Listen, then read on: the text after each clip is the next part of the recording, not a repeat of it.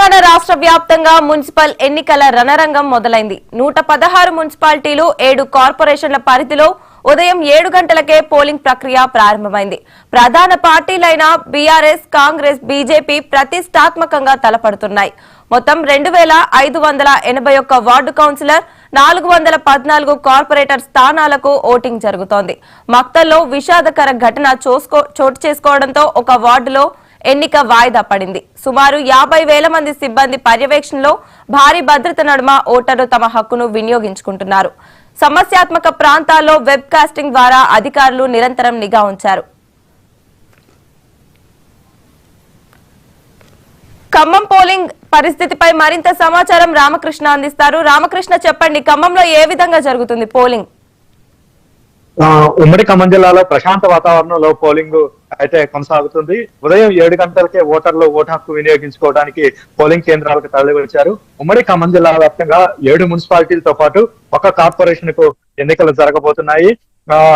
దీనికి సంబంధించి మున్సిపాలిటీలకు సంబంధించి చూసుకుంటే ఏదులాపురం, కల్లూరు, అశ్వరావుపేట కొత్తగా ఏర్పడినటువంటి మున్సిపాలిటీలు అయితే కొత్తగూడెం కార్పొరేషన్ ఇంతకు ముందు అది మున్సిపాలిటీగా ఉంది. ఈసారి దాన్ని నూతనంగా కార్పొరేషన్ గా చేశారు. అయితే మున్సిపాలిటీల్లో ఏదులాపురం మేజర్ మున్సిపాలిటీగా ఉన్నటువంటి పరిస్థితి అయితే ఉంది. సాయంత్రం 5 గంటల వరకు కూడా పోలింగ్ కొనసాగుతుంది.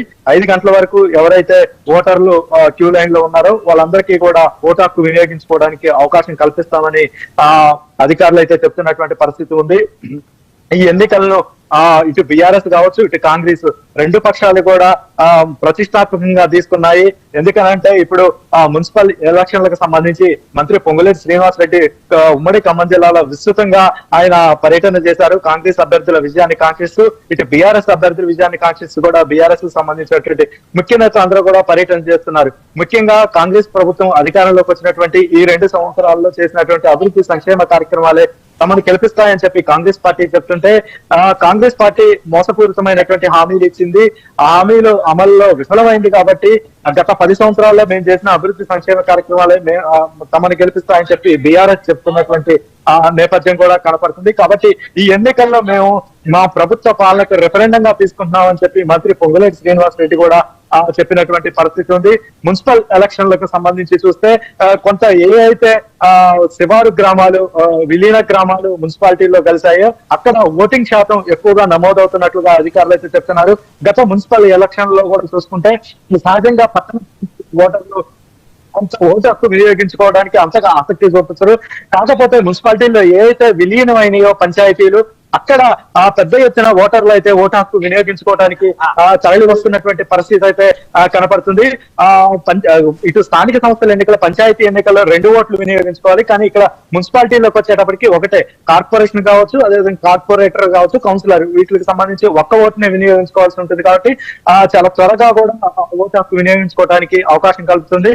మొత్తం కూడా ఎన్నికల సంఘం దీనికి సంబంధించి 14 రకాలైనటువంటి గుర్తింపు కార్డుల్లో ఏదో ఒకటి చూపించి ఓటు హక్కు వినియోగించుకోవచ్చు అని చెప్పి అధికారులు అయితే చెప్తున్నటువంటి పరిస్థితి ఉంది. ఇక్కడ ఓటు హక్కు వినియోగించుకోవడానికి ఎవరైతే వస్తున్నారో వృద్ధులు కావచ్చు, వికలాంగులు కావచ్చు, వాళ్ళకి సంబంధించి ప్రత్యేకమైనటువంటి వీల్ చైర్లు కూడా ఏర్పాటు చేసినటువంటి పరిస్థితి ఉంది. పోలింగ్ జరిగేటటువంటి పరిసర ప్రాంతాల్లో 100 మీటర్ల వరకు కూడా ఎవరిని కూడా రానివ్వకుండా మొత్తం కూడా ఆంక్షలు విధించినటువంటి పరిస్థితి ఉంది. సాయంత్రం 5 గంటలకు పోలింగ్ ముగిసిన తర్వాత భద్రత, కట్టుదిట్టమైనటువంటి భద్రత మధ్య మొత్తం కూడా వీటినన్నింటినీ కూడా స్ట్రాంగ్ రూమ్ లో తరలించడానికి ఏర్పాటు చేశారు. మొత్తం ఉమ్మడి ఖమ్మం జిల్లా వ్యాప్తంగా 125 సమస్యాత్మకమైనటువంటి, అత్యంత సమస్యాత్మకమైనటువంటి ప్రాంతాలు పోలింగ్ కేంద్రాలు ఉన్నట్లుగా అధికారులు గుర్తించారు. వీటిలో ఎప్పుడైతే ఎన్నికలకు సంబంధించినటువంటి షెడ్యూల్ విడుదలైందో అప్పటి నుంచి కూడా ఈ పోలింగ్ కేంద్రాల మీద ప్రత్యేక నిఘా ఉంచారు.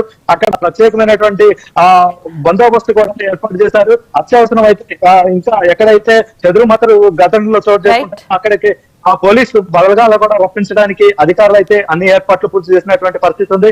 ప్రస్తుతానికి ఉమ్మడి ఖమ్మం జిల్లాలో అయితే ప్రశాంత వాతావరణంలోనే పోలింగ్ కొనసాగుతుంది. Right, thank you Ramakrishna. ఉమ్మడి నిజామాబాద్ జిల్లా వ్యాప్తంగా మున్సిపల్